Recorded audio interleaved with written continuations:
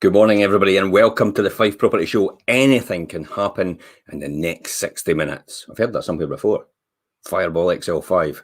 Most people younger generation won't know about that at all. Older generation might know about that. But are we actually heading towards house price crash in Fife? Who knows?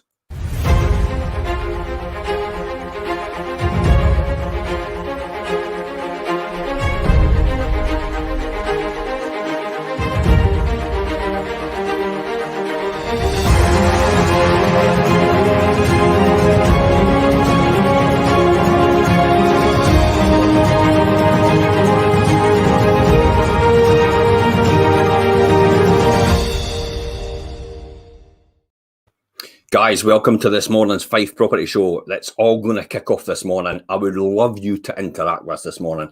Ask us questions. The key question on our mind just now, is Fife heading towards a house price crash? Is that really going to happen? Where's all the things that indicate that that could happen? And where will we be after that? So we're going to talk about that just now. So on the show today, we've got Perry McIntosh, estate agent. Good morning. How are you, Perry?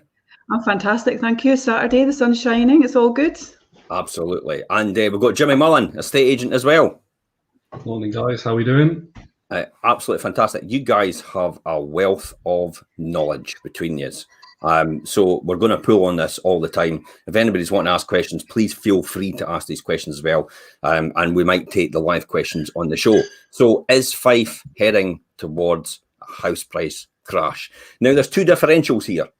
There's a house price crash, in other words, crash in price, and then there's also the housing market crash, which is a crash in the number of transactions. The most important thing to a seller is obviously house price.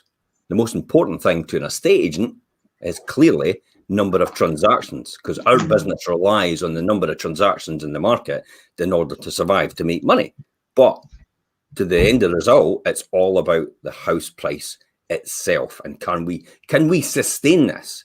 Good morning, Mark. Thanks for watching the show. Be interested to take your questions as well. I mean, house prices have dropped 1.8% in the last month. Oh my God, let's run for the hills. But according to the Land Registry, really, that means the annual rate of house price growth has actually eased to 8.7%. Who would have thought we would have been at this point? Post-pandemic, pre-pandemic, the fact that who knew that was going to happen after the pandemic happened? It was a great unknown, wasn't it? This was the worry for everyone, I think, was what happens once we all get back to normal, or what is normal. So it was a concern. And I know that from personal experience, because I sold a property post-pandemic and was quite concerned about what did it mean. So yeah, it was interesting to see how it's developed over the last 6 months. Yeah. Good morning, James. How are you? Open to questions as well, James. More than happy to take your comments as well. Jimmy, what's your thoughts on this? Excuse me. I know when we went into the first lockdown and people were still making offers and purchasing, luckily we have video tours on all our listings, etc. So people are able to see a lot of the property, especially with the home report now. So there was a slight inkling that the market would still be good, with people purchasing properties without even seeing them. But to see the results that I know we've been achieving, and some other results I hear here and then about the levels of where the home report is and the prices I've achieved, I don't think anybody could have predicted that. I'm quite surprised, really. It's as low as 8.7%, considering we got an offer the other day at 44% over the asking, over the home report value. I mean, that's astronomical. So that'll be interesting to see how this comes about and how this pans out later on. I mean, don't get me wrong, it was a 10.8% yearly rate experienced only a few months ago. But don't get me wrong, it's still a decent growth for local house prices in anyone's eyes. Yet, with the pedal to the metal growth rates that we've seen a few months ago, do they appear to be easing? Is this going to ease? It's not what we're seeing, is it? No, not what I've seen at all. I mean, we only have a look at a couple of our properties. Just so happens that a competitor agent has listed a property right next door or underneath our properties within the last sort of, I would say, 10 months. We've gone and sold the one next door, one at 60,000 more than what the other agent sold, and one at 105,000 more than the other agent sold the one next door. So no, I don't see that coming anytime soon. Yeah, it's interesting that Jim says it's all about supply and demand. Surely prices can't get going up, and especially for first timers. That's quite an interesting one as well. You know, do we see prices going up? So let's talk about the national figures and let's see where we are with that. I mean, many people are concerned that UK property market is overheating. Spring saw annual growth of 9.9% overall right throughout the UK. I mean, it's the highest house price growth documented since 2007. I mean, you know what happened in 2007? National house prices were rising at 10.8% per annum, and it was only a matter of a few months later the credit crunch hit, and the average value of the home plummeted from £190,032 to £154,452 in 18 months, a drop of 18.7%, just like that. That's frightening to think that could, well, I don't think it's going to happen. Could it happen again? Well, we've got numbers to back this up, and we're going to talk about the pros and cons and whether that could happen or not. I'd be interested to hear the comments from the people watching. You know, do you think, or what indicators are there for you that could suggest that the housing market, the prices are going to come down, or the prices could be continuing to go up? I mean, where do we see the economy going? Where do we see unemployment going? Where do we see inflation going? Inflation's another one as well. You know, that's key. I mean, the government economic measures, such as the furlough scheme, land building transaction holiday, and the stamp duty tax holiday, have shielded the Fife property market so far since the worst economic recession since 1709. 1709. That's 300 years ago. It's been the worst economic recession since 1709. Yeah, you wouldn't think it was. I mean, where's all this money coming from? I mean, in the past couple of months, we've had, I think it's about 5 houses with more than 100,000 over the home report. Has somebody just got this tucked away under their mattress? If so, I would like to know what they're doing, because I could do it as well. Do you think there's, I mean, where's all this money coming from? I think there's certainly a maturer audience out there at the moment. I think that's what we're seeing. And in regards to the buying group that we're witnessing, and Fife in particular, I mean, Fife has got a big hospitality and creative industry. And those are usually in their 20-30 groups. And what we're seeing with those individuals are primarily they're either renting or they're first-time buyers. So they're not really impacting that bigger picture, are they? So for us, we're not, I think that's, I know, sorry about that, guys. That's my front door going. Life does go on. Yeah, unfortunately, there's nothing you could do about that. We're so far from the front door that we actually have to have a bell at this side or you don't hear anybody. But yeah, so I mean, I think that Fife, I think we are in a unique situation with regards to our economy. So we're not seeing that impact. Certainly that's what we're witnessing. People that I've been up to see recently, I was out to a gentleman on Thursday, actually. He's in Kirkcaldy, considering wants to upsize a bit more space, working from home a lot now. A lot of his work is in Edinburgh, and he goes, I'm looking at a 2-bedroom flat that I can buy in Edinburgh, or I could buy a 4-bedroom detached with a garden and a garage in Kirkcaldy and just commute a little bit. I know which one I'm buying, but if they're a little, 45-minute, half an hour commute. So I think that's what it has. And you have people in Edinburgh or Glasgow seeing the same about what they can go to Fife, and Fife is such a central hub. I think it's that's what's happening here. I think there is that, but I think there's also an element of the fact that actually, you know, the whole world, let's be honest, has gone through a massive transaction with this COVID situation, and it definitely has caused people to think about their lives and what's important to them. And hundreds of thousands of people have lost people that they care about and love. And I think that's really made people refocus on what's important to them in their lives. And certainly what we're seeing, which I think is a fantastic thing, is that the people that are purchasing the properties in this area, the majority of them are actually doing that to come and live here. They're not doing it to holiday let or holiday home. We're finding that people are moving here to live and have the lifestyle that they would like moving forward and live the life that they have because of what they've seen and witnessed. And we've all been frightened with what we've seen over the last year. And it is a bit of an awakener, isn't it? And I think that's why we're seeing what we're seeing. And people are just thinking, I want to live my best life. And so they're doing that. But so, the question is really, can the Fife house price growth continue? or is this the start of the house price crash? And we've thought about that. You know, the one thing for sure is looking at the number of for sale boards going up and turning to sold just as quick. I mean, Zoopla, I was reading Zoopla's report. I've got it here now. So Zoopla says on average, it's taken 22 days to sell a house. 22 days. I mean, that is remarkable considering that over a year ago, it was probably double that. And then a year, you know, in May, over a year ago, it was 54 days to sell a house. The year before that, in 2019, it was 42 days to sell a house. In May 2018, it was 37 days to sell a house. So it's the fastest day right across the board. I mean, this is right across the whole of the UK. It's taking 22 days to sell a house. I mean, we're selling a house in almost negative days as well. We're selling property in hours. Mm-hmm. Yeah, I was out to a lady Monday, and she was talking about marketing. She goes, "Oh, I'm looking to buy this. How long will you like to? How quickly do you think?" Sorry about that noise. But how long do you think it will take to sell that? And I was like, "Well, we just sold one around the corner off market because we already got a load of buyers looking for this type of property ready to go, and we actually sold the 3 around the corner from her. We took no longer than 10 days to sell either of them." Mm-hmm. I mean, one thing's for sure, really, is the number of for sale boards, and then it's things like the land and building transaction tax and the furlough scheme. I mean, that's going to be coming to an end. I noticed that Jim had said that as well. You know, what about the end of the furlough? What's going to happen with job losses, etc.? That could have a massive effect. Now, if you're watching the news this morning, you've got a lot of employers out there screaming for jobs. I mean, especially the haulage industry. So is it the fact that what we had the other day, and I visited somebody's house, and you know, they said to me that, well, I mean, furlough's great now because they're not needing to go out and do nothing. So I've got a funny feeling there's a lot of people out there on furlough just taking advantage of it still.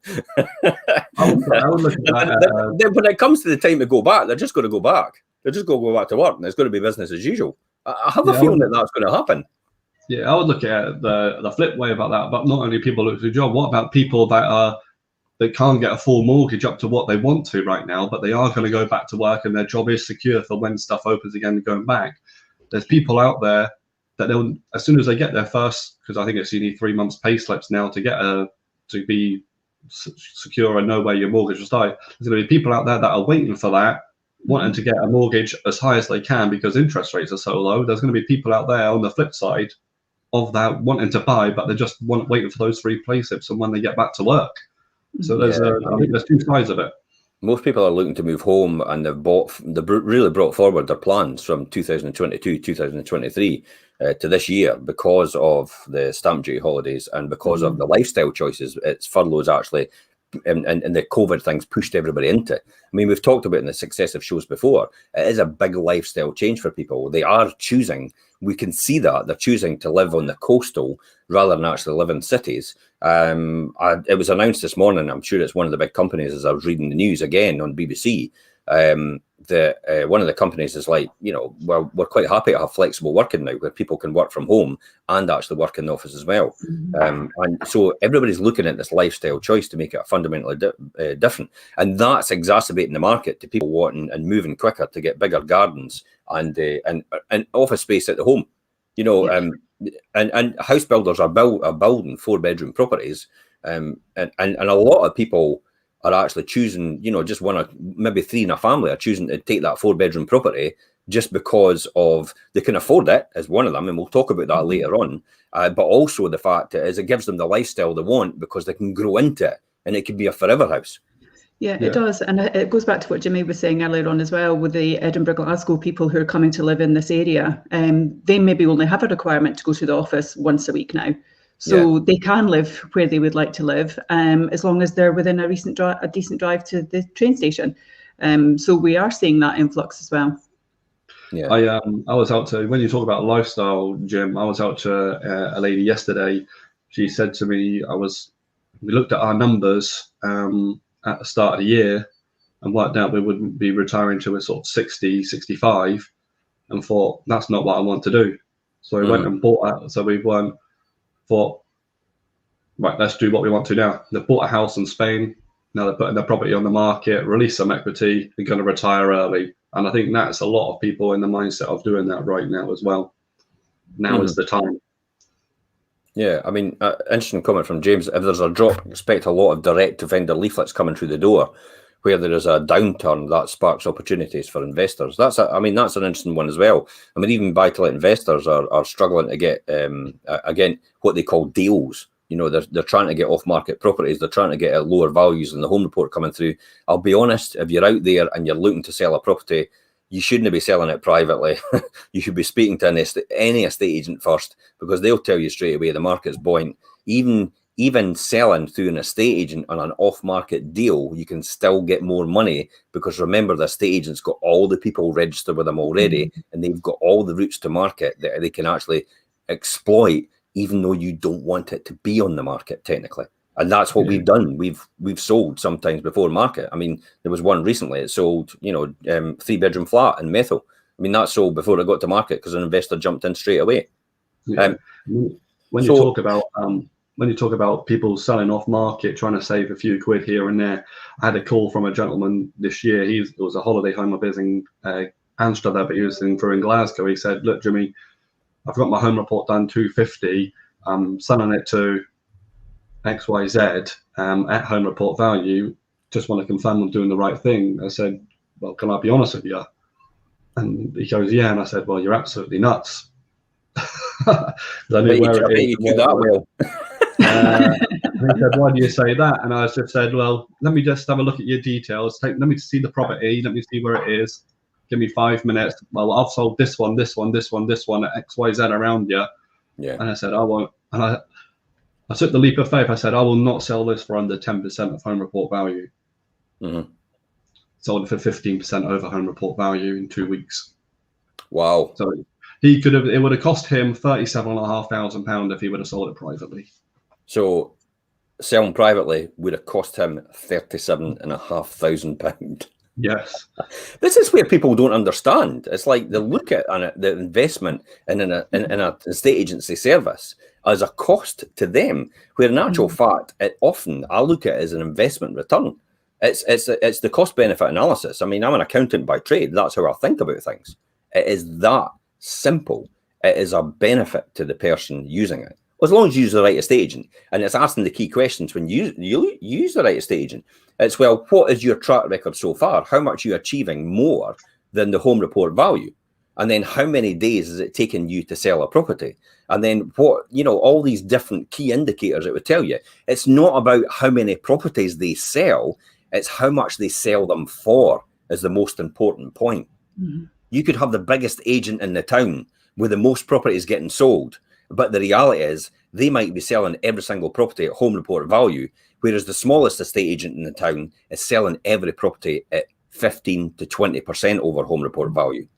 Who do you think is the cheapest in the long run on the paper? It's the smaller agent. It's the person that's selling it for more. They may be charging you more, but your trade-off is you're up £37,500. Absolutely crazy. But some people don't get that. Some people do.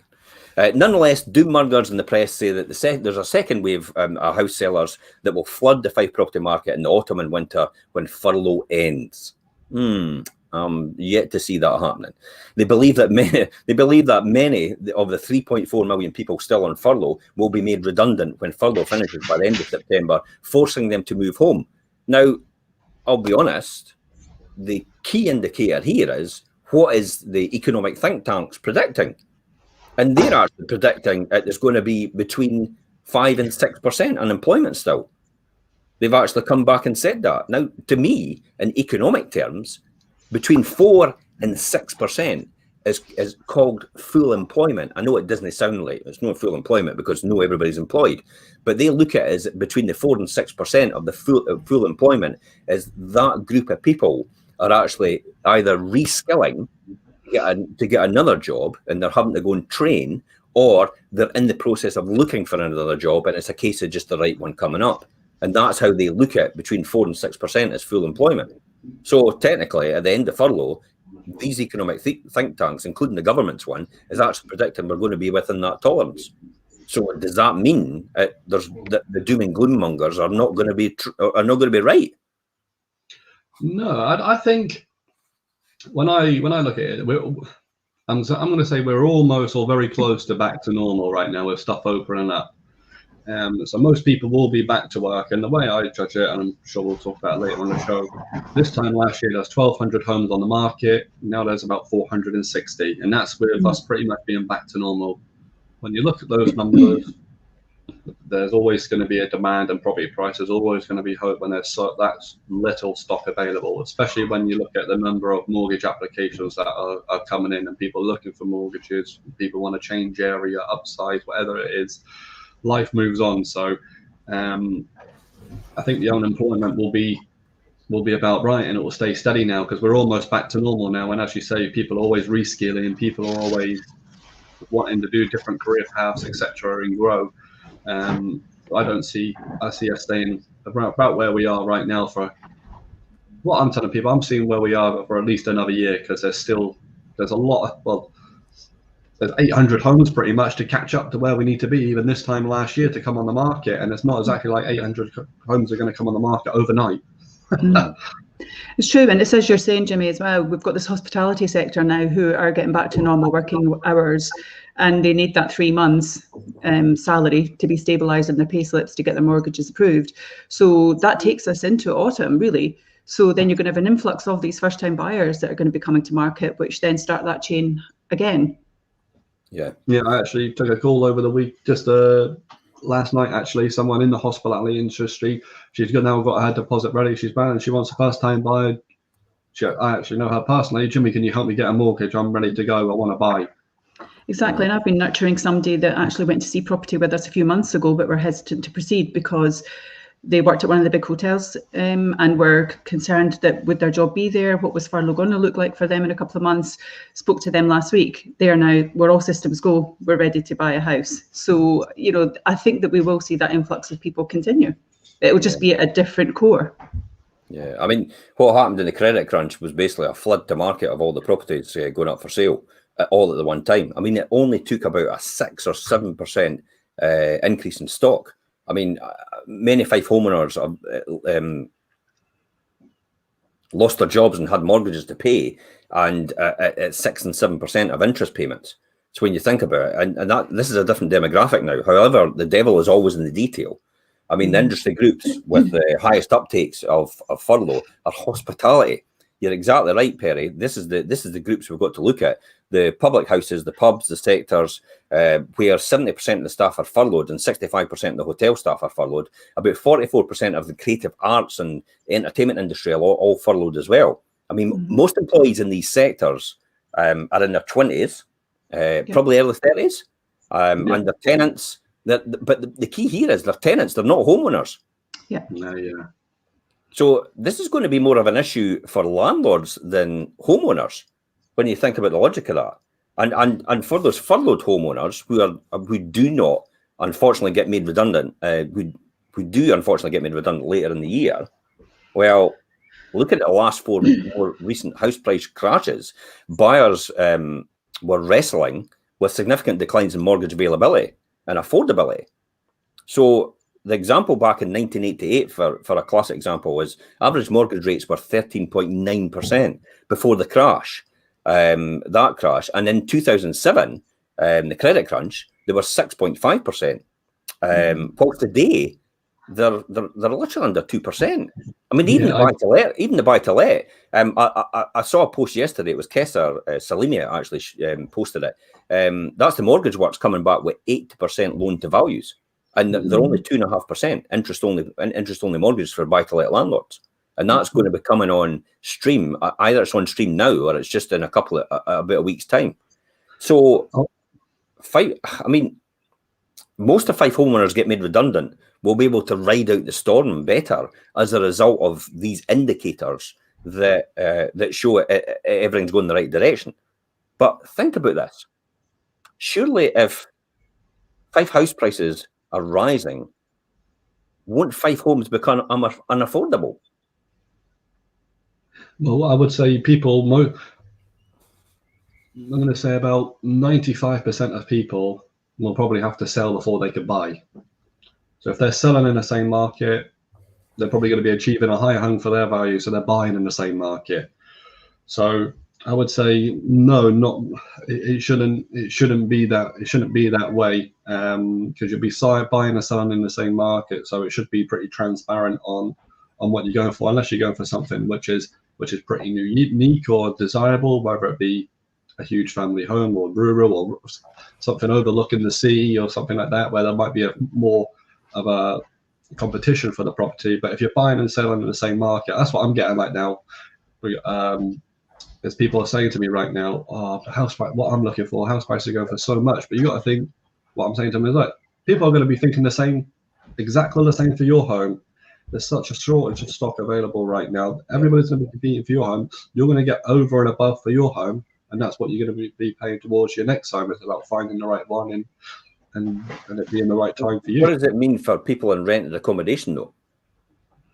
I think it's a great opportunity. I think it's a great opportunity for them to get on the housing market because the rates are so low. Mm-hmm. So there's a really good opportunity for them to do that, which is why then your landlords may have an issue because then your renters are going to become owners. So, but it's going to drive the price. As you said, I was out to a gentleman, I think it was Wednesday, and he was talking about his interest rate when he first bought a home, and he goes, I reckon I paid for this house 3 times because it was about 15-17% that he was paying on his interest rate. So he reckoned he paid for the house 3 or 4 times. It's crazy to think that. Yeah, I mean, look at it this way: with ultra low interest rates, this means that Fife homes are actually relatively affordable. In 1989, let's look back to there. The house prices and the earnings ratio was 5.4 to 1. So that means the average house was 5.4 times the average UK salary. Now, that was in 1989. Whilst today, it stands at 8.8 to 1. And so it's no wonder some people are concerned that the house price there will be a house price crash, as there was in 2008 when the ratio was at 7.5 to 1. However, it really doesn't matter what the house price to earnings ratio is. It's the percentage of your income required to pay your mortgage when you think about it, because that's how people look at it. Let's look at it this way as well then. In 1989, around 74% of your income was required to service an 80% loan in the value of your mortgage. I mean, that was 1989. That was 74% of your income. 74. Could you imagine 74% of your income going on a mortgage? You'd have nothing. You'd be living on beans and toast for the rest of your life. Yeah, I can't even think of that would be even unimaginable. We wouldn't be able to do. We won't be able to even. No, we would be dead because we won't be able to survive. We won't be able to eat and drink. I'll go back to my Uncle Albert during the war. I actually experienced that. We were actually on beans and toast. I can't. Because that's when we bought our first flat was 1989 when interest rates went up to 15%. Yeah, I was the same when I bought my first one in the early 90s. We were exactly the same situation. So when you think about it, 74% of your income was actually going on your mortgage payments. In 1990s, the percentage dropped, yet rose steadily over the next decade and a half. So by the time we got to 2008, that was equal an eye-watering figure of 61% of your income to service an 80% mortgage. So even at the credit crunch, about 61%, around 61 to 62% of your income to service your mortgage, an 80% mortgage. Do you know what it is today? Oh, what was it? About 20. 36. Yeah. 36% of your income is today goes on servicing at the average 80% mortgage because interest rates are so low. So if you think about it, the issue is not affordability of houses. It's what the problem is for Fife homeowners. It's the actual interest rates. It's what they're borrowing money at and how much it takes of their take-home income in order to service the debt. So if we were able to last at 60% of the mortgage or being on our income, 60% of the income being a mortgage, way back in the credit crunch, we're only halfway there. Yeah. So does that mean it's up to the banks then to release more ways of releasing more money? Are we getting back to this spiral of the banks getting us into trouble again? That almost what it sounds like, doesn't it? Yeah, it could be. It could well be. I think from what I'm seeing and what I'm speaking to people is mainly about the interest rates. I mean, people like yourself, gym investors, landlords, they're seeing it because it's so low. They're seeing it as free money right now, and that's why people are upsizing that, because they're seeing it as free money, and then I'm willing to mortgage themselves up to the hill to do that. Yeah. Well, my tolerance, as an investor, my tolerance is typically I look at how much it is to service that debt, because the interest payments always have to be paid regardless. So I always look to clear a significant margin over and above on the expectation if interest rates rose to 10%, then that's the only time I would need to worry. That's where my tolerance is as an investor. I do not fly by the seat of my pants when it comes to this. It is, you never know what's going to happen, and you have to take into account every eventuality and analyze your risk in order to get the right return. But if you buy at the right price and mortgage at the right level, then that affordability should always be there.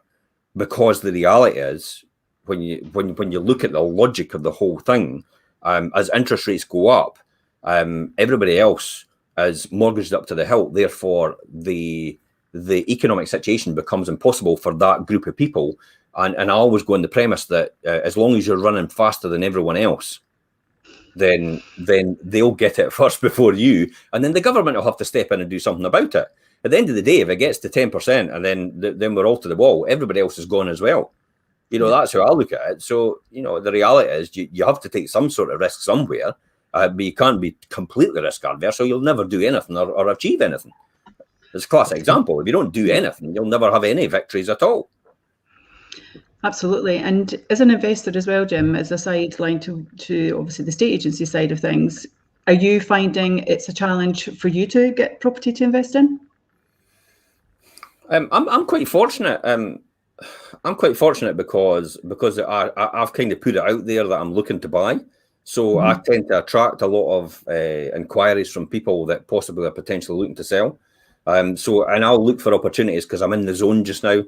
If anybody wants to know about the zone, that's another completely different story about being in the zone. This is called the laws of attraction, vibrating at the right level. So you send out the right messages to other people and they all come back to you as a result of that. And therefore you always get the good opportunities on the market.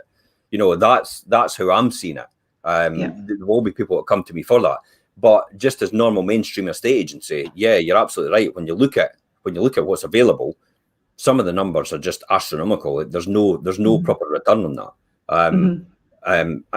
So it'll be a challenge for investors, but it's also a challenge for buyers and a challenge for not necessarily a challenge for sellers. It's a seller's market. I think the biggest challenge for sellers is actually finding the next property so they can move to it.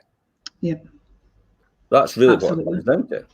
Yeah, it does, and certainly that's been our experience recently, is that the fact that there is just not sufficient property to be able to do that.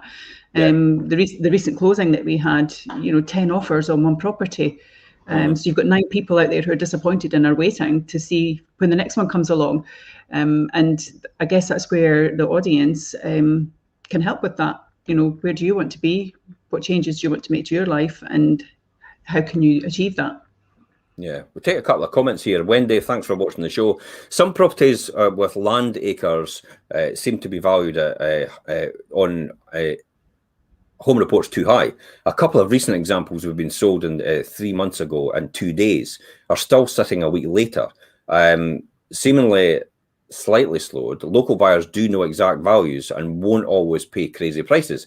But that's the problem, Wendy. Local people know the prices locally. And the issue here is they don't want to pay the crazy prices, and therefore they won't get the properties because people from outside are quite happy to pay that because they have a higher earning power. And this is where we come back to saying, Perry, people are making lifestyle choices and wanting to move here. Yeah. To be honest, it does cause a bit of resentment from the local people, but you're priced out the market because of that. So where will that stop? That's where I come back to saying there should be a house building programme. Right across Scotland in order to alleviate that position, because we're literally running out of houses to buy. Rental demand as well. I mean, James said there as well. There will still be enough rental demand though, because there simply isn't enough houses for most people to buy. You're absolutely right, James. You've hit the nail on the head. the rental market is booming because there's not enough houses for people to actually buy and move into. And that's causing another problem as well. He also went on to say about the budgeting constraints. There's other household budget pressures, though: council tax, utilities, and they've been rising as well at a faster rate than salaries. And we're going to talk about inflation as well. You know, this is quite a big one. Inflation's coming up. The Bank of England, right? Interest rates will have affected what people pay on their mortgage. So the higher rates normally mean higher mortgage payments. I mean, that stands to reason. Interest rates are used to reduce inflation. Here it comes. You know what's coming, eh? Interest rates are used to reduce inflation. So if inflation rises, interest rates also rise to bring inflation back under control.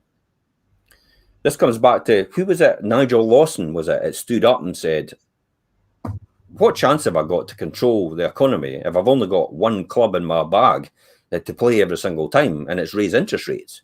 So the government's going to have to come up with another economic solution rather than just keep raising interest rates. Because for me personally, interest rates does not bring any revenue into the taxation. All it does, it takes demand out of the whole equation.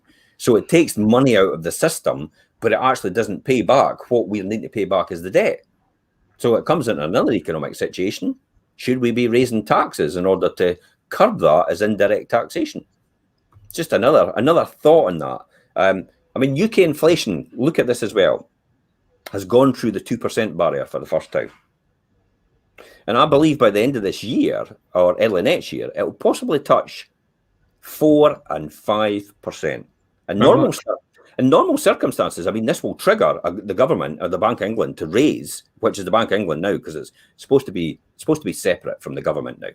It will trigger, in normal circumstances, it will trigger them to raise interest rates. Yet we had a similar scenario in the late 80s and the early 90s.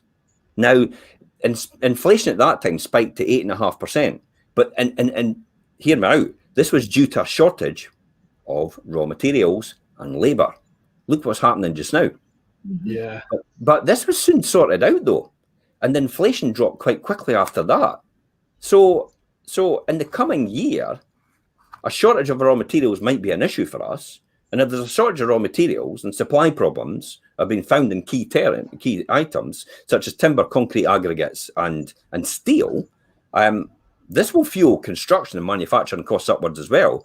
And the next will be a shortage of labour, and which we know is happening just now because people are crying out for brickies and that to do work. And you see the haulage industry saying we're needing more and more people to deliver stuff.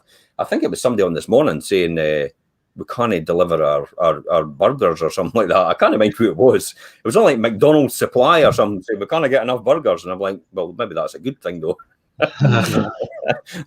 Maybe that's a great thing for the health of the nation. Don't, if you see me in the street, don't tell me off for going on about McDonald's.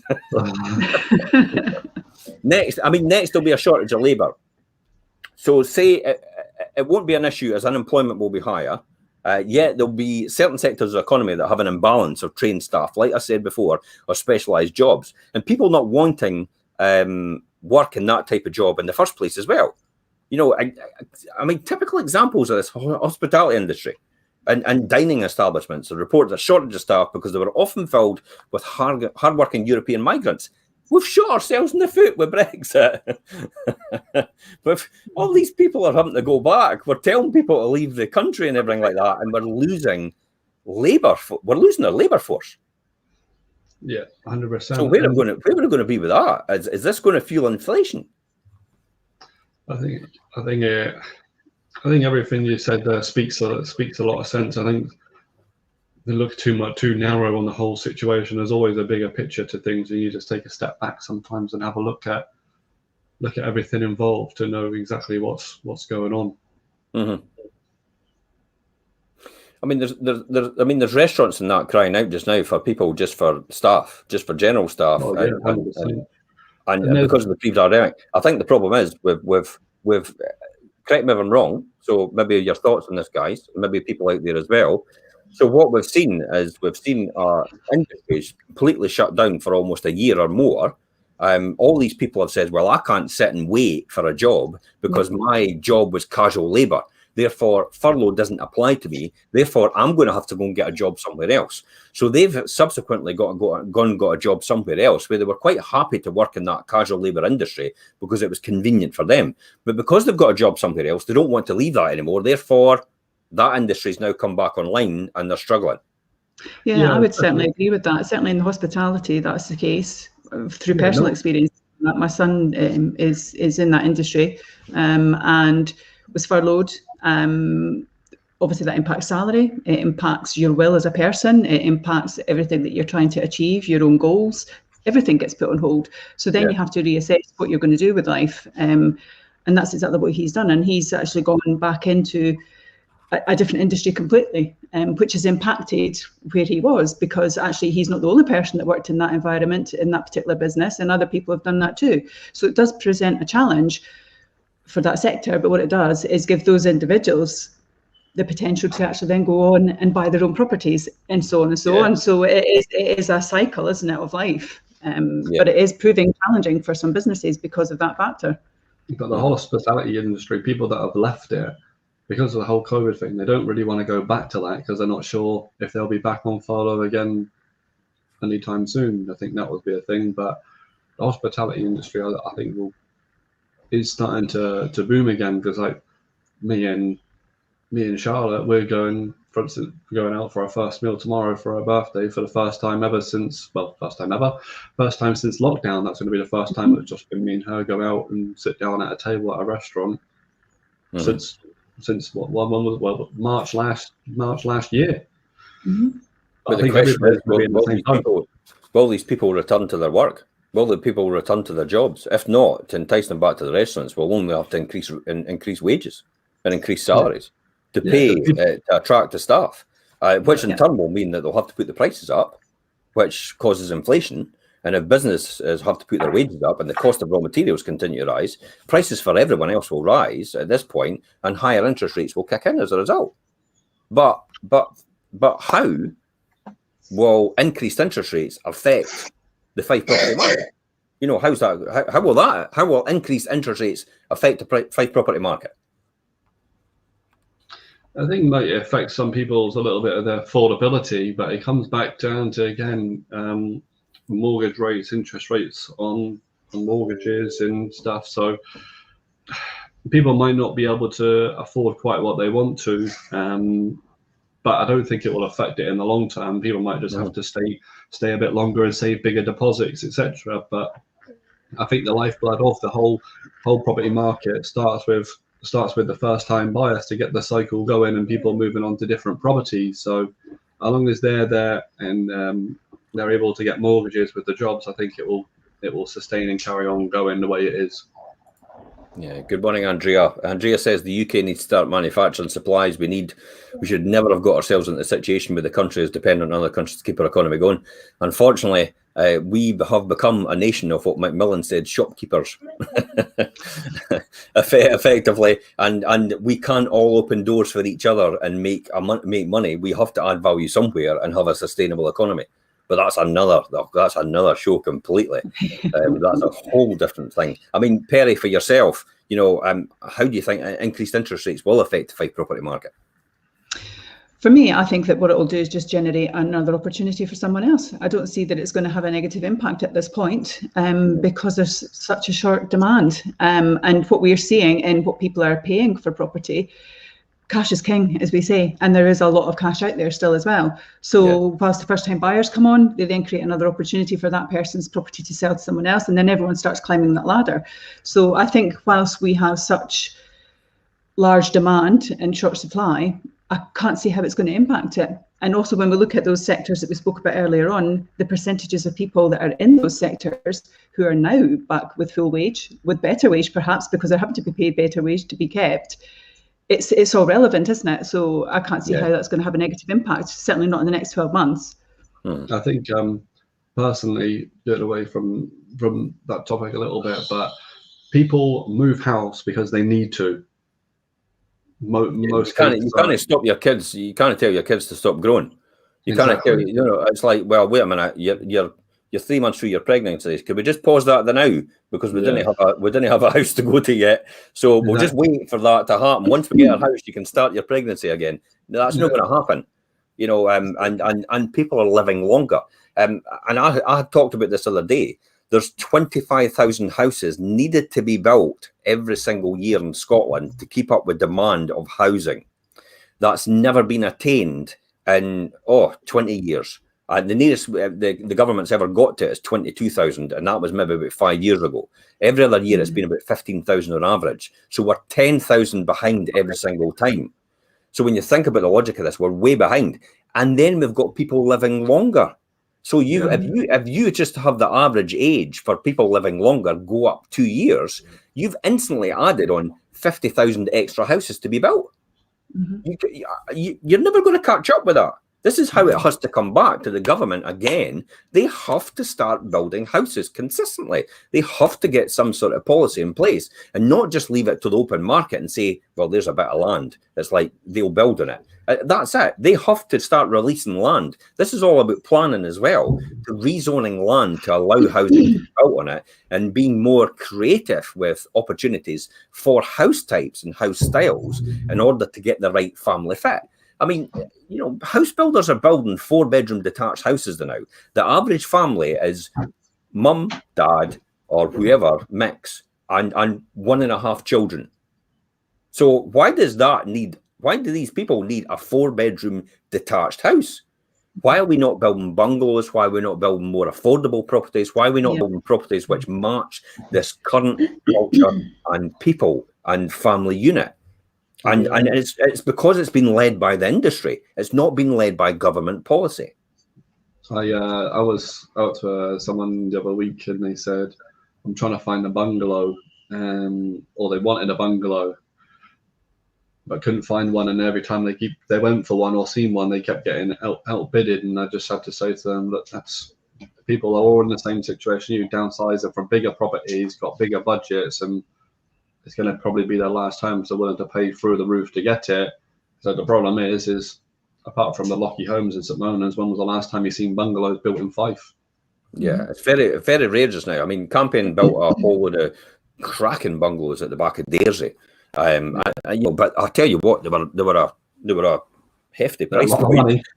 But then when you think about it as well, what about the new legislation coming in? And I think it's probably in about 5 or 10 years, and it's where gas boilers will no longer be allowed. You will have to use, you know, ground source heat pumps and stuff like that. You know, we'll have to do these type of heating systems. So this is all going to change as well later on. But and that's another story, because that raises significant amounts of revenue for the government in terms of VAT and indirect taxation when you do things like that. And admittedly, it creates jobs and all the rest of it, because new industries have to reskill to do all these things, which is absolutely fantastic. So maybe that's where they're coming from in terms of that. But let's look back at this question about how will increased interest rates affect the Fife property market? Well, would you like to know that 90% of all new mortgages being written are fixed? 90% of all new mortgages being written are fixed, and 78% of all existing UK mortgages are fixed rate as well, compared to 32% in the credit crunch, meaning that we won't have so many houses being dumped on the housing market like we did in the credit crunch, because fixed rate mortgages will alleviate interest rate rises. They're fixed. So if you fix for 5 years or you fix for 10 years, you'll be shielded against it. I have to go back to say my experience in the late 80s, like I said, when interest rates were at 15%, we were quite fortunate because we leveled out at 12. And when it went to the 15% for probably about 4 or 5 months, we never got hit with that because we had what we called a budgeting mortgage. So it was set at 9% at the beginning of the year, and it ran at 9% till the end of the year, and then it was reset on average again for the next year. So we were quite fortunate to that degree because we were done that. But that's exactly what the fixed rate mortgage is like. It actually shields you against that. So I don't think we need to have to worry about interest rates too much, because all new fixed rate mortgages are over 90% of businesses actually getting fixed now. I think it's not just the fixed rate mortgages. The land and buildings tax holiday just now as well is driving people, as we said earlier on. So that's making people then make the choice to go for that ideal forever home. So they're taking that risk because they can fix that risk, and it's quite calculated, and they may have a fixed rate for 3, 4, sometimes 5 years, depending on what good a deal you get. So not only are you saving on the taxes, you're securing that future for the next 4 or 5 years, potentially, on the rates that you're getting fixed. It's certainty more than anything. That's what people Correct. like, and if you can tell someone, and then again we'll come back to saying if your mortgage is only 30% of your income, then there's a huge leeway there in order for interest rates to go up, and even if you're not fixed, and you're still able to absorb that. So there's not too much to worry about. So interest rates aren't a problem. So the key, that's the key. Unemployment combined with high interest rates may cause Fife owners to put the Fife property on the market in 2008 and 2009, but tied in with the curtailed demand for the property because it was really difficult to get a mortgage, and that's why it was called the credit crunch at that time. We had an oversupply as well, and a subdued demand for Fife homes, causing the house prices to drop 16 to 19%, depending on what type of property you actually owned. So a good bellwether and indicator on what will or will not happen to the Fife property prices is the number of properties for sale at any one point in time. And this is where it comes back to what you said, Jimmy. There is only 477 properties on the market when I put together this article in Fife.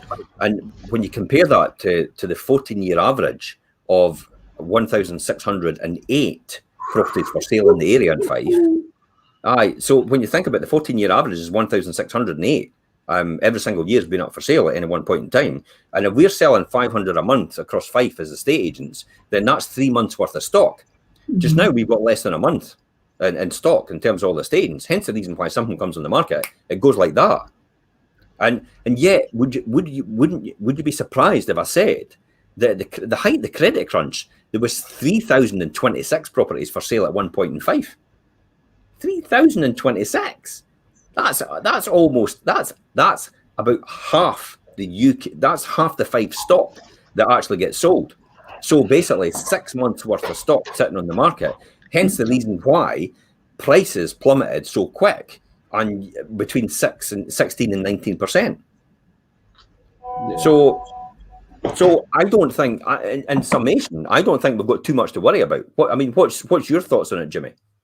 Yeah, that's when people are asking me, what do you think is going to happen in the market? What do you think is going to happen with property prices? I just look, I go back to the same thing as you. I say there's only one way it can go, or one thing it can do, and there's so little stock available because everybody has to compete for the same thing, and the prices are going to go up or at least stay the same because there's so limited stock available. And I just run the numbers like you do. 1,200 on the this time last year. It's frightening to think that's basically we could do a good influx of properties, to be honest. We could, absolutely. We've got a third of the stock at the moment that we had this time last year, so it is very limited. And there are some areas, because we're doing such a great job, there's some areas where we've actually sold out of stock completely. So that's great that we've done that. But that's no surprise, Perry. I'll go back to say, in 2018 in St Andrews, we sold all our properties out completely in 2018. 2019, we did the same thing. In 2020, we always had the pandemic, but when we got to the end of the year, we sold everything out again. And this year, we've sold everything out in St Andrews again. And yet, why has everybody else still got their properties on in St Andrews? I didn't get that.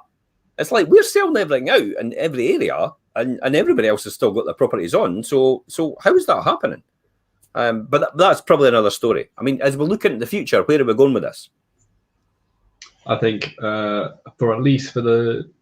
would say it's going to be at least another year or two.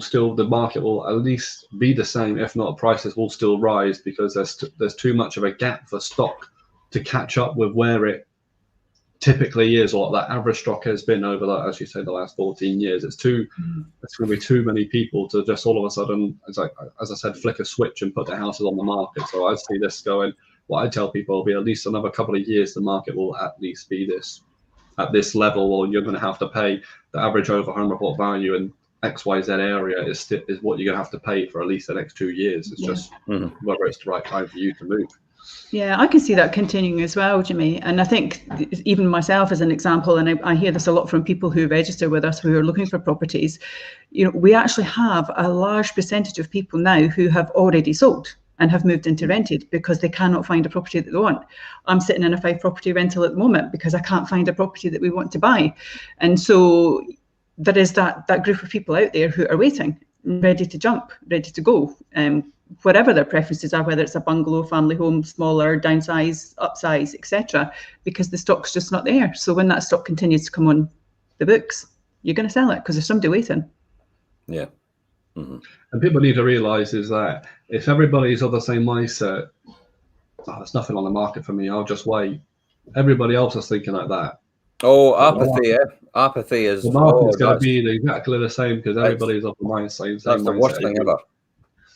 So you need to, if you think about it, if you make the jump, the person, the property you may want to buy, maybe thinking exactly the same thing as you, but want to buy your property, and then there'll be a spiral of people that see your property and put their property on the market, and then guess what? You might not have to pay through the roof to get a property because everybody else, there'll be more properties on the market, and you have more choice. Correct.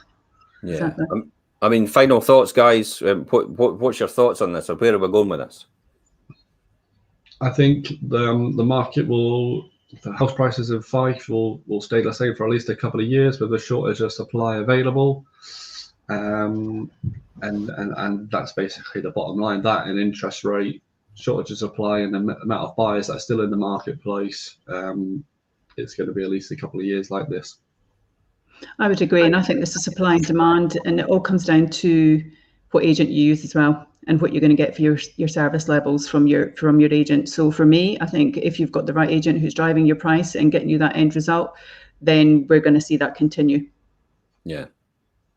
My final thoughts on this, I mean, as we're looking at the future, really, if you want a crystal ball about what will happen in the Fife property market, you won't go far wrong by keeping yourself in the property portals and seeing how many properties are up for sale. I think that's the most important thing you should do. If you keep an eye on how many properties are up for sale throughout Fife, it will always give you a strong indication about how strong the Fife property market is. Mm-hmm. It's when that starts to rise, that number on the portals, it's when you should actually start to say, well, I'll tell you what, we should see prices stabilising. It's when it starts to drop the number of properties on the market for sale in Fife. It's when you see prices should be going up as a result of it. So I think that's a really good, strong indicator for everybody to actually look at it just as a KPI, a key property indicator in case of what's going on. But I don't think we've got too much to worry about. I don't think we've got all the indicators for me suggest that everything's going to be fine.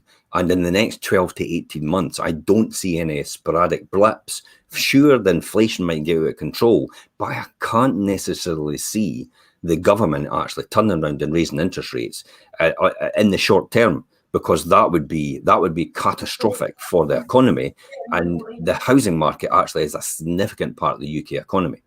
So I don't think they want to do anything to upset that sector, because that has a huge knock-on effect to the financial sector and the banking sector and every other thing round about it.